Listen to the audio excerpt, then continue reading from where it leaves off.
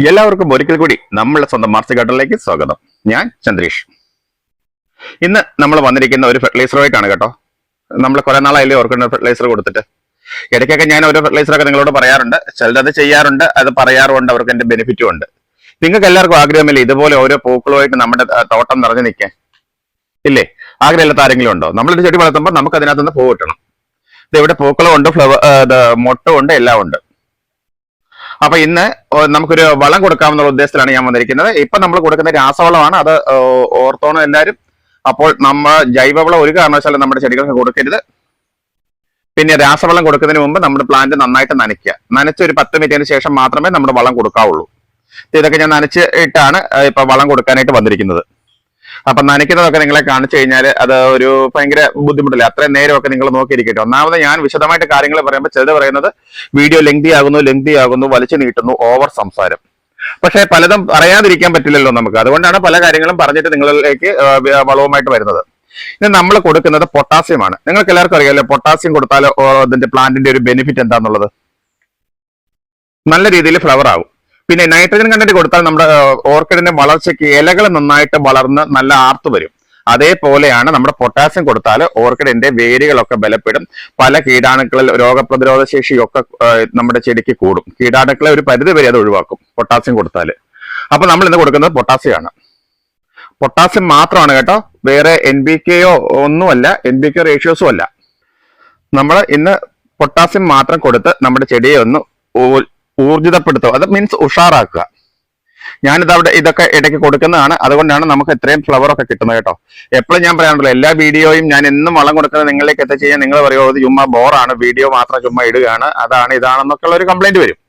അതുകൊണ്ടാണ് ഞാൻ അങ്ങനെ എന്നും നിങ്ങളിലേക്ക് ഈ വീഡിയോ കൊണ്ടുവരാത്തത്. ചിലർക്ക് ഇഷ്ടമാണ്, ചിലർ ചോദിക്കാറുണ്ട് വീഡിയോ ഇല്ലേ എന്തേ പറ്റി എന്നൊക്കെ ചോദിക്കാറുണ്ട് ചിലർക്ക്. പക്ഷെ അതൊരു ബുദ്ധിമുട്ടാണ്. അപ്പോൾ ഇന്നത്തെ ഫെർട്ടിലൈസർ നിങ്ങൾ നന്നായിട്ട് ഓർക്കുക. പൊട്ടാസ്യം ആണ് നമ്മൾ കൊടുക്കുന്നത്. രാസവളമാണ്. ചെടി ആദ്യം നന്നായിട്ട് നനച്ചതിന് ശേഷം മാത്രമേ നമ്മുടെ പ്ലാന്റിന് കൊടുക്കാവുള്ളൂ. അത് പ്രത്യേകം ശ്രദ്ധിച്ചോളുക. നമ്മൾ എന്നും ചെടിക്ക് വളം കൊടുത്താൽ എന്നും മീൻസ് ആഴ്ചയിൽ ഒന്നെങ്കിലും നമ്മൾ ഓർക്കിഡിന് ഫെർട്ടിലൈസർ കൊടുക്കാൻ ഞാൻ എപ്പോഴും പറയണ്ട, ആദ്യം മുതൽ ഞാൻ പറയാറുണ്ട്. അത് കൊടുത്താൽ നമുക്ക് അതിന്റെ ഒരു ബെനിഫിറ്റ് നമ്മുടെ പ്ലാന്റ് തന്നിരിക്കും. ഇപ്പൊ ചിലർ ആലോചിക്കുന്നുണ്ടായിരിക്കും ഇതെന്ത് ഈ വളം പറഞ്ഞിട്ട് വളം കാണിക്കുന്നില്ല, പിന്നെയും ചെടി കാണിച്ചുകൊണ്ടിരിക്കുകയാണ്. ഈ പൂക്കളൊക്കെ ഒന്ന് നിങ്ങളെ കാണിക്കാനായിട്ടാണ് ഞാൻ വളം എന്താണ് കാണിക്കാത്തത്. ഞാൻ വളം ഓൾറെഡി പറഞ്ഞു കഴിഞ്ഞല്ലോ. ഇനി കുറച്ചു പേർക്കെങ്കിലും നമ്മുടെ തോട്ടത്തിൽ ഞാൻ ഈ ചെയ്യുന്നതിനൊക്കെ ബെനിഫിറ്റ് ഉണ്ടോ, അതിന്റെ ഒരു മെച്ചമുണ്ടോ എന്നൊക്കെ അറിയാൻ ആഗ്രഹം കാണുകയല്ലേ. അതുകൊണ്ടാണ് ഞാൻ ഈ ഓരോ പൂക്കളായിട്ട് എടുത്ത് കാണിക്കുന്നത്. അപ്പോൾ വെറുതെ ഞാൻ പറയുന്നതല്ല, ഞാൻ ഇതെല്ലാം ചെയ്തിട്ട് ബെനിഫിറ്റ് ഉണ്ടെങ്കിൽ മാത്രമാണ്, മെച്ചമുണ്ടെങ്കിൽ ചെടിക്ക് പ്രോബ്ലം ഒന്നും ഇല്ലെങ്കിൽ മാത്രമേ നിങ്ങളിലേക്ക് എത്തിക്കാറുള്ളൂ. അത് നമ്മുടെ പഴയ സബ്സ്ക്രൈബേഴ്സിനൊക്കെ അറിയാം. ഇതുപോലൊക്കെ പൂക്കൾ കൊല മറിഞ്ഞ് നിൽക്കുമ്പം നമുക്ക് ആർക്കാ താല്പര്യമില്ലാത്തല്ലേ. അപ്പൊ ഞാൻ ഈ പറയുന്ന രീതികളും ഒന്ന് ഫോളോ ചെയ്യുക. ആദ്യമായിട്ട് നമ്മുടെ ചാനൽ ആരെങ്കിലും കാണുന്നുണ്ടെങ്കിൽ ഒന്ന് സബ്സ്ക്രൈബ് ചെയ്ത് നമ്മുടെ കൂടെ കൂടുക. പിന്നെ നമ്മുടെ ഫാമിലി മെമ്പേഴ്സ് എല്ലാം ഒന്ന് ലൈക്ക് ചെയ്യുമ്പോൾ തന്നെ ഹൈപ്പ് വരും. ആ ഹൈപ്പോടൊന്ന് കൊടുത്ത് എന്നെ ഒന്ന് സപ്പോർട്ട് ചെയ്യണം. അത് നിങ്ങൾ ആരും മറന്നു പോകരുത് കേട്ടോ. ഞാൻ ഇടയ്ക്കിടയ്ക്ക് ഓർമ്മിപ്പിക്കുന്നതാണ്. പിന്നെ ഇതുകൊണ്ട് നമ്മുടെ ഈ അഡീനിയം പ്ലാന്റ് കുറച്ച് പേർക്ക് പോട്ട് ചെയ്ത് വേണമെന്ന് പറഞ്ഞു. അത് പോട്ട് ചെയ്ത് വെച്ചിരിക്കുകയാണ്. കുറെ കൊണ്ടുപോയി, ഇനി അത് നാളെ വന്ന് ബാക്കി കൊണ്ടുപോകും. നമ്മുടെ അഡീനിയത്തിലും ഒക്കെ ഫ്ലവർ ഉണ്ട് കേട്ടോ. ഇതൊക്കെ പോട്ട് ചെയ്ത് ഇവിടെ വെച്ചിരിക്കുന്നതാണ്. നമ്മൾ വളം കൊടുക്കുന്ന അനുസരിച്ച് നമ്മുടെ ചെടി നമുക്ക് അതിനുള്ളൊരു ബെനിഫിറ്റ് തരും. അത് 100% ഉറപ്പാണ്. അതിലാരും വിഷമിക്കേണ്ട കാര്യമില്ല. പിന്നെ വളം കൊടുത്താൽ പെട്ടെന്ന് പൂ കിട്ടുമെന്നും പറഞ്ഞ് എല്ലാ ദിവസവും കൊണ്ടുവന്ന് രാസവളം ഒന്നും നമ്മുടെ പ്ലാന്റിന് ഓർക്കിഡിന് നല്ല ഒരു പ്ലാന്റിന് അടിച്ചു കൊടുക്കരുത് കേട്ടോ. ആഴ്ചയിൽ 1 മാത്രമേ കൊടുക്കാവുള്ളൂ. അത് മാറി മാറി കൊടുക്കണം. ഒരേ ഫെർട്ടിലൈസർ തന്നെ കൊടുത്തോണ്ടിരുന്നാൽ നമുക്ക് അതിന്റെ ഒരു ബെനിഫിറ്റ് ഉണ്ടാകില്ല. ഓർക്കിഡിന് എപ്പോഴും അതിന്റെ മൂലകങ്ങളും ഒക്കെ വ്യത്യാസം വരണം. എല്ലാം ഒരേപോലെ അതിന് കിട്ടണം. അപ്പൊ അതുകൊണ്ടാണ് പറയുന്നത് നമ്മൾ ആഴ്ചയിൽ നമ്മൾ ഫെർട്ടിലൈസർ മാറി മാറി കൊടുക്കണം. എല്ലാ ആഴ്ചയിലും നിങ്ങൾ വളം കൊടുക്കണം. അത് മറന്നു പോകരുത്. അപ്പൊ ഇനി ഞാൻ കൂടുതലൊന്നും പറയുന്നില്ല. നമുക്ക് നമ്മുടെ ഫെർട്ടിലൈസർ ഞാൻ കാണിച്ചു തരാം നിങ്ങളെ. ഇത് ഞാൻ നമ്മുടെ ഫെർട്ടിലൈസർ നമ്മുടെ ഫിൽറ്ററിലേക്ക് ഒഴിച്ചിരിക്കണം, സ്പെയറിലേക്ക്.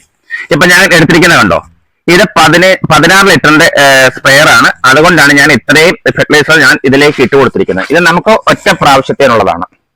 അപ്പൊ എനിക്ക് ഇത്രയും പ്ലാന്റ് ഉള്ളത് കൊണ്ട് അത് അത്രയും വേണമെന്നുള്ളത് നിങ്ങൾക്കറിയാമല്ലോ. ഇതാണ് നമ്മുടെ ഫെർട്ടിലൈസർ. ഇത് പൊട്ടാഷാണ്. പൊട്ടാഷ് മാത്രം നമ്മുടെ വളക്കടയിലൊക്കെ മേടിക്കാൻ കിട്ടും കേട്ടോ. പിന്നെ ഇതിന്റെ അളവ് നിങ്ങൾക്ക് അറിയണ്ടേ, അത് ഞാൻ കാണിച്ചു തരാം. ഈ ഒരു സ്പൂണിന് 1 സ്പൂണാണ് ഞാൻ എടുക്കുന്നത് 1 ലിറ്റർ വെള്ളത്തിന്. ഇത് 16 ലിറ്റർ സ്പെയർ ആയത് കാരണം ഞാൻ ഇതിലേക്ക് എടുത്തിരിക്കുന്നത് 16 സ്പൂണാണ്.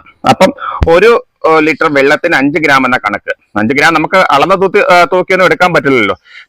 ഇതുപോലെ ഈ ഒരു സ്പൂണിന് ഒരു സ്പൂണാണ് ഒരു 5 ഗ്രാം കണക്ക് കൂട്ടുന്നത്. 1 ലിറ്റർ വെള്ളത്തിന് നമ്മൾ ഇത്രയും ഇട്ട് കൊടുക്കുക. എന്നിട്ട് അത് വെള്ളം ഒഴിക്കുമ്പോൾ തന്നെ അത് വെള്ളത്തിൽ അലിഞ്ഞു ചേർന്നോളും. എന്നിട്ട് നമ്മൾ നല്ല രീതിയിൽ ചെടിക്ക് അങ്ങ് സ്പ്രേ ചെയ്ത് കൊടുക്കുക. ഞാൻ ഇതിലേക്ക് ഇനി വെള്ളം ഒഴിക്കാം. ഞാൻ ഫെർട്ടിലൈസർ ഒഴിച്ചിട്ട് വെള്ളം ഒഴിച്ചു. ഇപ്പൊ നോക്ക്, ഫെർട്ടിലൈസർ എന്തെങ്കിലും അതിന്റെ ഒരു ശകലമെങ്കിലും ഇതിനകത്ത് മുകളിൽ കാണുന്നുണ്ടോന്ന്. അതെല്ലാം ഫിൽറ്ററായി വെള്ളത്തിന്റെ കൂടെ അലിഞ്ഞു ചേർന്ന് അത് വെള്ളത്തിലേക്ക് ഡയലൂട്ട് ആയി പോയി. അപ്പൊ അതാണ് ഞാൻ പറഞ്ഞത്, വെള്ളത്തിൽ ഒഴിച്ചു കഴിഞ്ഞാൽ അന്നേരം ഇത് അലുത്തു പോകുന്നൊരു ഫെർട്ടിലൈസറാണ് നമ്മുടെ പൊട്ടാസ്യം. അപ്പൊ ഇനി ഇത് സ്പ്രേ ചെയ്ത് കൊടുക്കണം. എപ്പോഴും ഞാൻ പറയുന്ന പോലെ ഇലയുടെ അടിയിലും ആ പോട്ടം മിക്സിലും ഒക്കെ നമ്മുടെ ഈ ഫെർട്ടിലൈസർ ചെന്ന് വീഴണം, നന്നായിട്ട് നനയണം. ആ ചെടിയുടെ തണ്ടും വേരും ഒക്കെ എല്ലാ ഭാഗങ്ങളും ഒരുപോലെ നനച്ച് വേണം നമ്മൾ ഫെർട്ടിലൈസർ കൊടുക്കാനായിട്ട്.